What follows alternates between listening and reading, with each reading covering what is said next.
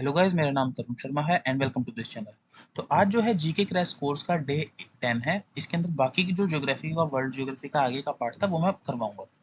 और इस वीडियो को देखने से पहले आप जो बाकी जितने भी लेक्चर है वो आप देख लीजिए, उसके बाद ये लेक्चर देखना और उसको बड़े तरीके से रिवाइज कर लीजिए। और जिनके पास पहले खुद के नोट्स है पहले वो जरूर पढ़िएगा, उसके बाद ये देखना, क्योंकि पहले जो हमारे पास नोट्स है उसका बड़े तरीके से रिवीजन करेंगे तब भी कुछ ना कुछ बढ़िया स्कोर होगा। बाकी जिसके भी 8 से 9 नंबर आ रहे हैं जीके के अंदर वो आराम से अगर इसको देख लेगा तो 20 से 25 नंबर आने लगेंगे, और जिसके भी 20 से 25 नंबर आते हैं वो आराम से 30 से 35 प्लस नंबर लेकर आ जाएगा अगर इस वीडियो सीरीज को बढ़िया तरीके से। ये मेरा सीजीएल 2024 का स्कोर कार्ड है, ये मेरे मार्क्स है जीके के अंदर 31, 50, 50 और 185। बाकी ये जो मैं मार्क्स लेकर आया हूँ ये मैं फुल टाइम जॉब के साथ लेकर आया हूँ, क्योंकि उस टाइम जितना भी टाइम मिलता था मैं पढ़ता बिल्कुल एक्यूरेट और टू द पॉइंट। तो उस इस वीडियो सीरीज को मैंने उसी हिसाब से करवाया है कि मैं बिल्कुल टू द पॉइंट पढ़ा हूँ, एग्जाम से रिलेटेड और बिल्कुल प्रिसाइज। बाकी लास्ट वाली वीडियो में जो मैंने पढ़ाया था उसका एक बार रिवीजन करवा देता हूँ। ये क्रस्ट, मेंटल और कोर। तो क्रस्ट का जो एस्थोनोस्फेयर क्या होता है, तो एक सेमी मोल्टन लेयर होती है जो कि क्रस्ट के ऊपर होती है, ठीक है। अब आते हैं लिथोस्फेयर। लिथोस्फेयर क्या होती है, एक आउटर लेयर होती है अर्थ की जो कि क्रस्ट और अपर में पार्ट होता है मेंटल का। तो मान लो ये अगर क्रस्ट है, ये पूरी की पूरी क्रस्ट है, तो ये क्रस्ट, ये मेंटल और ये कोर हो गई। तो ये थोड़ा सा ये जो पार्ट है ना, ये क्रस्ट और पूरी की पूरी और थोड़ा सा पार्ट मेंटल का, उसे लिथोस्फेयर बोलते हैं। एस्थेनोस्फेयर जो है सेमी मोल्टन लेयर है क्रस्ट की, तो ये जो एक तरीके से सेमी मोल्टन लेयर है वो क्रस्ट की, उसे एस्थेनोस्फेयर बोलते हैं। अब आते हैं सीज्मिक डिसकंटिन्यूटी। इसको याद करने का ट्रिक है, सीएम आर गुड लीडर। सी का मतलब कोनार्ड, एम का मतलब मोहरोविक या फिर मोहोज, आर का मतलब रैपाइट, जी का मतलब गुटनबर्ग और एल का मतलब लेंसबर्ग, लेमैन। तो बाकी क्रस्ट का ये अपर पार्ट और लोअर पार्ट को जो डिफरेंट करता है वो कोनार्ड है, उसी तरीके से क्रस्ट और मेंटल को डिवाइड जो करता है वो मोहरोविक है। इस तरीके से आप पढ़ सकते हो, ये रिवीजन कर लेना। बाकी लास्ट में जो हमने रॉक्स पढ़ाया था इसको बड़े तरीके से रिवीजन कर लेना। बाकी मैं दोबारा बताऊँ, रॉक्स एक 3 तरीके की रॉक होती है, इग्निशियस रॉक, सेडिमेंट्री रॉक और मेटामॉर्फिक रॉक। इसको पढ़ लेना क्योंकि मैं इसमें थोड़ा सा मैंने ऐड किया है। इग्निशियस रॉक क्या होती है, जब जो मैग्मा निकलता है वोल्केनोस के अंदर से लावा, तो वो जो फिर सूख जाता है ना उसे बोलते हैं इग्निशियस रॉक। इसके एग्जांपल याद करना, मिका, ग्रेनाइट, बेसाल्ट, पोमाइस। ये एग्जांपल पूछा गया था पेपर में। और ये एक क्वेश्चन ये पूछा गया था कि भाई ऐसी कौन सी रॉक है जो पानी के ऊपर तैरती है, तो वो पोमाइस है। और एक कुछ पूछा गया था बेथोलिथ, ये कौन सी रॉक का एग्जांपल है, तो इग्निशियस रॉक का एग्जांपल है। बाकी सेडिमेंट्री रॉक क्या होती है, जब थोड़ा बहुत मतलब प्रेशर लगता है तो जो रॉक बनती है वो बनती है सेडिमेंट्री रॉक। इसके एग्जांपल ग्रेवल, पीट, जिप्सम, कोल, सैंडस्टोन, स्ले और सिलिटस्टोन। ये भी एग्जांपल पेपर में पूछा गया था। मेटामॉर्फिक क्या होती है, ये जो है इग्निशियस और सेडिमेंट्री रॉक में जब बहुत ज्यादा प्रेशर लगता है, हीट और वाटर का एक्शन होता है, तब ये जो है इग्निशियस और सेडिमेंट्री रॉक मेटामॉर्फिक में चेंज जाते हैं। इसके एग्जांपल क्या है, gneiss, graphite, green stone, marble. M से मेटामॉर्फिक, एम से मार्बल। इस तरीके से क्वार्ट्जाइट, स्लेट, मिका और सिट्स, इसके एग्जांपल है। बाकी आप ये पढ़ सकते हैं। अब इग्निशियस दो तरीके की रॉक होती है, एग्जांपल में बस पेपर में पूछा गया था इग्निशियस के कौन कौन सी रॉक होती है, तो दो तरीके की होती है, इंट्रूसिव और एक्सट्रूसिव। इंट्रूसिव रॉक्स को प्लूटोनिक रॉक भी बोलते हैं। दूसरा है सेडिमेंट्री रॉक, जो है 3 तरीके की होती है, mechanically form, chemically form, organically form और या फिर जिसे बायोलॉजिकली फॉर्म भी बोलते हैं। पेपर में ये आया था कि भाई सेडिमेंट्री रॉक जो है वो किस तरीके से बनी होती है, उसके एग्जांपल एक बायोलॉजिकली भी था, तो ये याद कर लेना। और लीनिएशन और फोलिएशन अगर तुम्हें टर्म दिख जाए तो सेडिमेंट्री रॉक लगा देना। ये पीवाई क्यू है, जितना ही मैंने बता रहा हूँ, एक्स्ट्रा कुछ नहीं बता रहा हूँ। अब बचता है लैंडफॉर्म, ये पढ़ा देता है लेकिन मैं इसमें दोबारा करा रहा हूँ, थोड़ा सा मैंने इसके अंदर ऐड किया है। देखो फोल्ड माउंटेन क्या होती है, जब एक तरीके से क्रस्ट है उस पर प्रेशर लगता है तो फोल्ड क्रिएट हो जाता है, एक तरीके से थोड़ा उभार सा आ जाता है, तो इसे बोलते हैं फोल्ड माउंटेन। इसके एग्जांपल है हिमालय, आल्प्स, जिसे यंग फोल्ड माउंटेन भी बोलते हैं, एग्जाम पे आता है। यंग फोल्ड माउंटेन कौन सा है, तो आल्प्स है। और एक यूरल माउंटेन वाला। ब्लॉक माउंटेन किसे बोलते हैं, एक तरीके से जब अर्थ का जो क्रस्ट का एक जैसे अर्थ है क्रस्ट, उसमें एक पार्ट ना ऊपर उठ जाता है, कुछ पार्ट जो है नीचे धस जाता है। तो जो ऊपर वाला पार्ट है उसे बोलते हैं होस्ट, और जो लोअर वाला पार्ट है इसे बोलते हैं ग्रेबन। ये होर्स वाला पेपर में पूछा गया था, जो अपलिफ्ट हो जाता है वो जो ये है उसे क्या बोलते हैं, तो होर्स बोलते हैं। ये पेपर के अंदर आया था। ठीक है, तो इस तरीके से ब्लॉक माउंटेन के लिए आती है, ब्लॉक आ गया ना इस तरीके से ये। बाकी एग्जांपल में पूछा गया था राइन वैली, तो ये याद कर लेना, राइन वैली एग्जांपल है बुलॉक माउंटेन का, वोस्जेस। और ब्लैक माउंटेन जो कि है जर्मनी में, पेपर में राइन वाला पूछा गया था। अब आ जाता है वोल्केनिक माउंटेन, तो जो लावा से बनते हैं वोल्केनिक माउंटेन होते हैं। एग्जांपल है माउंट किलिमंजारो पूछा गया था, कहाँ पर है, अफ्रीका में, किसका एग्जांपल है, वोल्केनिक का एग्जांपल है। बाकी ये पढ़ सकते हैं आप। ये हिमालय लास्ट क्लास में मैंने पढ़ाया था। इसके अंदर एक जो पीवाईक्यू ये बना था कि भाई जो इनर हिमालय होते हैं, जिसे ग्रेट हिमालय बोलते हैं, फिर हिमाद्री बोलते हैं, उनकी एवरेज हाइट कितनी होती है, तो वो 6000 होती है। अच्छी तरीके से आप याद कर लेना। और ये जो कंपोज होते हैं ये कौन सी रॉक से बने होते हैं, तो ये ग्रेनाइट से बने होते हैं, ये ग्रेनाइट, ये भी याद कर लेना, पीवाई का क्वेश्चन है पेपर का, पीवाईक्यू वाला। बाकी मैंने सब पढ़ा दिया था, याद कर लेना। जैसे तीन ये होता है, ये इस तरीके से ये हो जाता है ग्रेट हिमालय, हिमाद्री या फिर इनर हिमालय। ये वाला जो होता है हिमाचल या फिर लेसर हिमालय, ये हो जाता है शिवालिका। याद कर लेना, बाकी ये सब कुछ लिखा हुआ है, बढ़िया तरीके से आप पढ़ लेना, लास्ट क्लास में मैं पढ़ा चुका हूँ। अब आता है सी क्लिप्स और सी आर क्या होते हैं। देखो, एक पानी के अंदर जो ओशन होते हैं या कुछ भी जगह तो वहां पर ना एक तरीके से केव होती है। तो जब यहाँ पे बहुत सारी टक्कर होती है ना, तो ये वाला पोर्शन जो है ना ये हट जाता है। ये जो केव होती है इसे बोलते हैं सी केव। जब ये पोर्शन हट जाता है ना, तो एक तरीके से सिर्फ और सिर्फ इस तरीके से होता है, तो इसे बोलते हैं सी आर्क। जब पानी की लहरों से ये ऊपर वाला पार्ट भी टूट जाता है, तो एक तरीके से ऐसे रॉक से दो फॉर्म बन जाते हैं ये, तो इन्हें बोलते हैं सी क्लिफ्स। तो सी क्लिफ्स पेपर के अंदर पूछा गया था, इसलिए मैंने पीवाई को ऐड कर दिया, बता दिया आपको। अब मशरूम रॉक्स किस तरीके से बनती है, तो वो विंड इरोशन के बनती है। ये पीवाई को पढ़ लेना। अप्रोक्सीमेट लेंथ जो है ग्रेट हिमालय की क्या है, तो वो 2500 किलोमीटर है, याद कर लेना। एशिया को यूरोप से कौन अलग करता है, यूराल माउंटेन। और ये बहुत इंपॉर्टेंट पीवाईक्यू है, यूराल वाला। अब ये रेंजेस है, तो इस रेंजेस में बस ये क्या भाई, ये रेंजेस कहाँ पर है, तो एंडीज जो रेंज है ये साउथ अमेरिका में है। हिंदू कुश हिमालय कहाँ पे, साउथ सेंट्रल अमेरिका में है। रॉकीज नॉर्थ अमेरिका में है। Great Dividing Range East Australia में। Atlas Africa. वेस्टर्न घाट में है। तो ये normal Alaska USA. Alps Europe. ये नॉर्मल पढ़ लेना फिलहाल, ये पेपर के क्वेश्चन अभी तक नहीं बने, लेकिन थोड़ा बहुत नजर मार लेना। पेपर के क्वेश्चन ये बने हैं, जैसे जो माउंट एवरेस्ट है सबसे हाईएस्ट है इसकी चोटी, और इसकी लेंथ ही याद कर लेना, डबल 8848 मीटर। केटू को किस नाम से बुलाया जाता है, गॉडविन एस्टन के नाम से बुलाया जाता है। धौलागिरी को व्हाइट माउंटेन भी बोलते हैं, ये पीवाईक्यू पेपर का क्वेश्चन बना है। व्हाइट माउंटेन किसे बोलते हैं, धौलागिरी।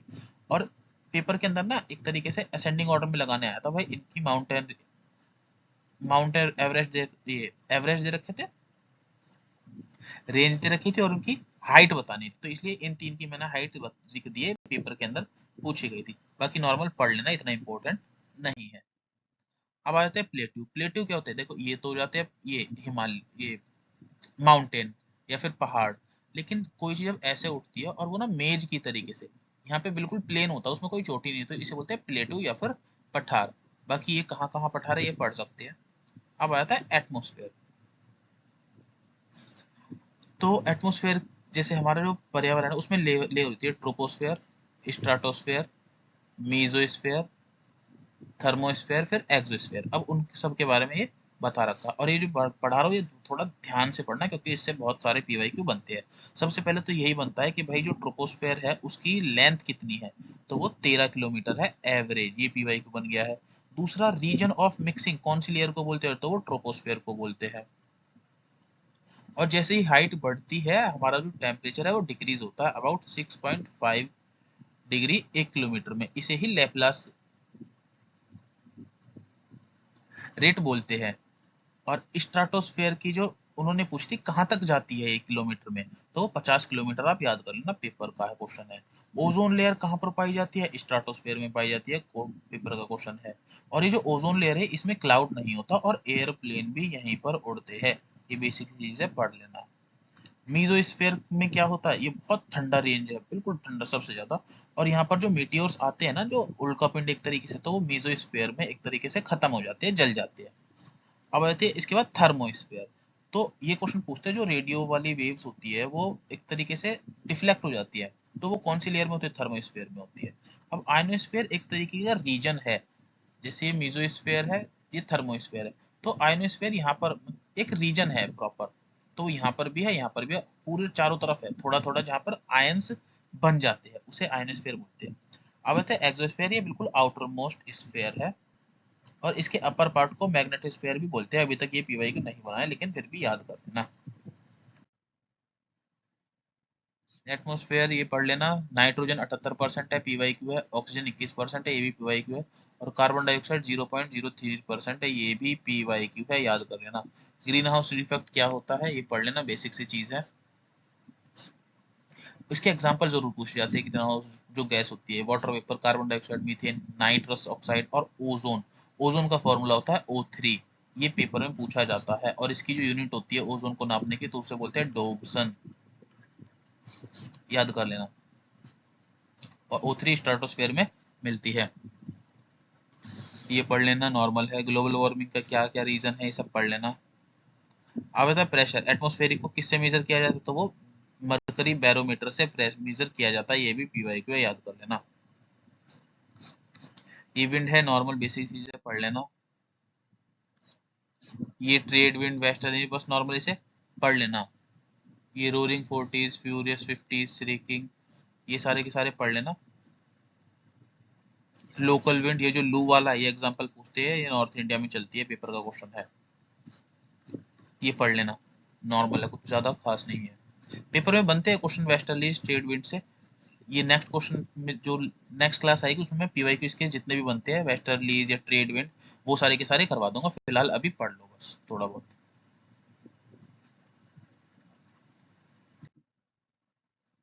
अब ये पीवाई क्यू बनते हैं, जैसे चिनूक कहाँ पर है, ये नाम है किसके? नेचर ऑफ विंड के।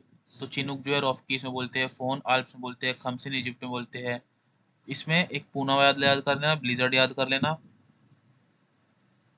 खमसिन वाला भी इंपॉर्टेंट है, फोन और चिनूक, ये सारे के सारे इंपॉर्टेंट है, बाकी जो है वो पढ़ लेना थोड़ा बहुत। नील रिवर का ओरिजिन, ये नॉर्मल बेस, ये ज्यादा ध्यान मत देना, बस पढ़ लेना, रीड एक दो बार। ये क्वेश्चन में पूछा जाता है पीवाई क्यू, कि जैसे टाइफून जो नाम है वो कहाँ पर बोला जाता है? जो पानी के अंदर तूफान आते हैं उसे टाइफून बोलते हैं चाइना सी में। ट्रॉपिकल बोलते हैं, ट्रॉपिकल साइक्लोन बोलते हैं इंडियन ओशन में। हरिकेन बोलते हैं कैरेबियन सी में। टॉर्नेडो बोला जाता है यूएसए में। और विली विली बोला जाता है नॉर्थ ऑस्ट्रेलिया में। ये पीवाई क्यू अभी तक बन चुके हैं। ये पीवाई क्यू नहीं बने हैं, लेकिन नॉर्मल पढ़ लेना। पैसिफिक का डीपेस्ट ओशन मेरीना ट्रेंच है, अटलांटिक का पोर्टोरिको ट्रेंच है, इंडियन का जावा ट्रेंच है, ये पढ़ लेना। यूरेशियन बेसिन भी वाला इंपॉर्टेंट है। अब आया था इसमें स्ट्रेट है, तो पाक स्ट्रेट जो है इंडिया को श्रीलंका से अलग करती है, ये पीवाई क्यू बहुत इंपॉर्टेंट बन चुका है। बेरिंग स्ट्रेट जो है किस वाटर बॉडी को जोड़ती है? ये आर्कटिक ओशन बेरिंग सी को जोड़ती है, ये पीवाई क्यू है, इंपॉर्टेंट, याद कर लेना। बब अल मंदाब वाला पढ़ लेना, इतना इंपॉर्टेंट नहीं है।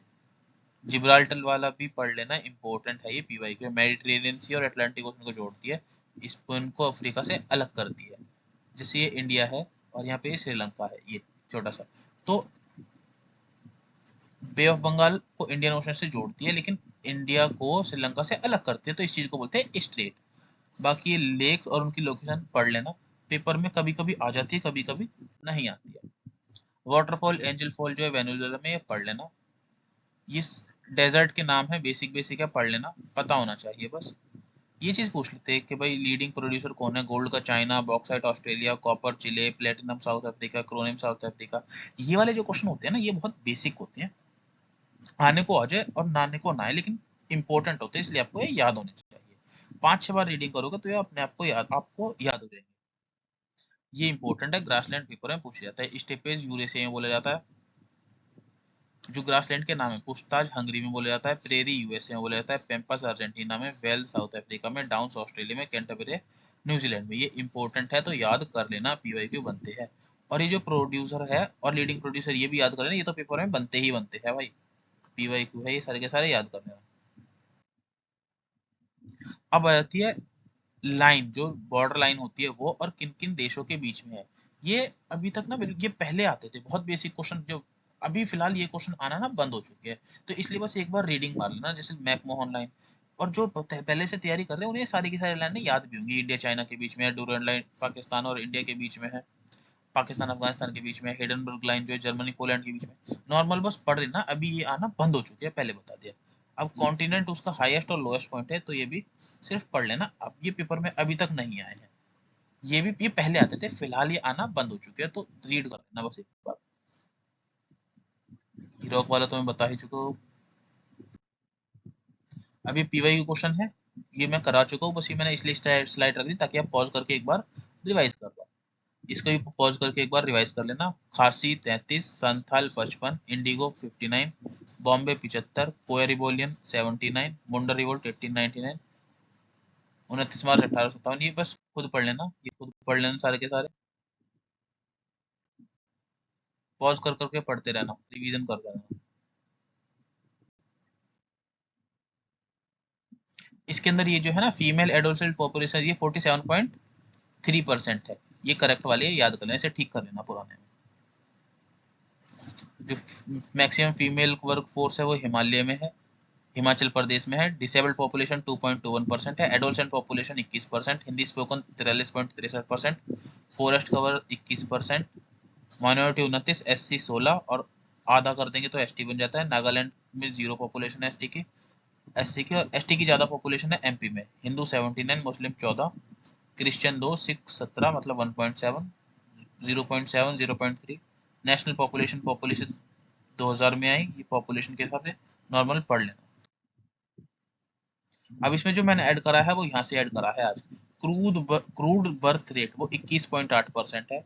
अंडर 5 मोर्टेलिटी रेट 55 है। अभी फिलहाल याद कर लो, समझने का काम बाद में कर लेना, अभी बस याद कर लो, पेपर में पूछे जाते हैं। इन्फेंट मोर्टेलिटी रेट 44, मतलब एक अगर 1000 बच्चे पैदा हो रहे हैं उसमें से 44 की डेथ हो रही है, डेफिनेशन होती है। Maternal mortality rate 178, total fertility rate 2.1 से 2.9, मतलब एक वुमेन अपनी लाइफ टाइम में इतने बच्चों को जन्म देती है। अभी 5 प्लान ये लास्ट ईयर क्लास में मैंने बता दिया था। जो पहली प्लान है उसमें एग्रीकल्चर पे फोकस किया गया था, फैमिली प्लानिंग पे फोकस किया गया था, डैम डैम पे बनाने पे फोकस किया गया था, भाखड़ा नांगल डैम, हीराकुंड डैम। इसके टारगेट याद कर लेना, 2.1 से 3.6, 5 आईआईटी बनी थी, जनरल इलेक्शन हुए थे, और मॉडल था हरोडोमर मॉडल। दूसरी में हैवी इंडस्ट्रीज लाइसेंस राज या फिर इंडस्ट्रियल पॉलिसी तभी आई थी 1956 में, सेकंड के टाइम पे। पीसी में 1920 मॉडल आया था तब। थर्ड 5 प्लान का जो 56, और फिर टारगेट अचीवर 2.8, क्योंकि चाइना की वॉर हुई थी 62 में और पाकिस्तान के साथ वॉर हुई थी 65 में। सेल्फ रिलायंट सेल्फ जनरेटिंग, और एफ भी थर्ड में ही स्टैब्लिश हुआ था। फोर्थ 5 प्लान का जो ये था रुद्र एलन मॉडल था। और ये बफर स्टॉक, ये अभी फिलहाल मैंने अभी ऐड कर दिया है, ये भी पीवाईक्यू बना हुआ है इसलिए मैंने अभी ये ऐड कर दिया। ऑब्जेक्टिव था self reliance growth with stability. और drought prone area program, drought का मतलब होता है सूखा, ये प्रोग्राम भी फोर्थ में आया था। अब आता है फिफ्थ प्लान डीपी धरती। ये मैंने किस तरीके से किया, देखो हमारे यहाँ पे 5 उंगली होती है ना, और धरते हैं तो 5 उंगली से धरते हैं, तो इस तरीके से डीपी धर मतलब 5। ऑब्जेक्टिव था पॉवर्टी रिमूवल और सेल्फ रिलायंस। टारगेट था 4.4 से 4.8, ये याद कर लेना टारगेट जो मैं बता रहा हूँ सिर्फ वो। मिनिमम नीड प्रोग्राम इसी में आया था। देखो इस चीज को मैंने कैसे याद किया, अगर मैं किसी का धर दूंगा तो उसकी जो नीड है वो सारी की सारी कम हो जाएगी, कि हमें नहीं चाहिए। तो वही minimum need programme 20 point programme RRB setup हुए थे। Woman empowerment 5 fifth 5 year plan में हुआ था। हिल एरिया डेवलपमेंट प्रोग्राम भी फिफ्थ में हुआ था। सिक्स्थ में जो बस ये याद कर लो, rural landless guarantee program, employment guarantee program, employment 83 में आया था। और सेवंथ 5 ईयर प्लान में 3 चीजें फोकस किया गया था, FWP फूड वर्क और प्रोडक्टिविटी। बाकी ये पुराना ही है, सिर्फ और सिर्फ इसे रिवाइज कर लेना। बाकी आपकी कोई भी डाउट हो आप टेलीग्राम चैनल ज्वाइन कर सकते हैं, और उसमें मैं इंपॉर्टेंट पीडीएफ शेयर करता हूँ। और क्लास जो डे 9 है उसकी पीडीएफ मैंने शेयर कर दी है, बाकी जितनी भी क्लास है अभी पुरानी वो भी मैं शेयर कर दूंगा, और इस क्लास की पीडीएफ भी शेयर कर दूंगा, तो आप उसे ज्वाइन कर लीजिए। तो बस बढ़िया तरीके से पढ़ते रहिए, रिवीजन करें और एग्जाम को क्रैक करें। Read revise and crack.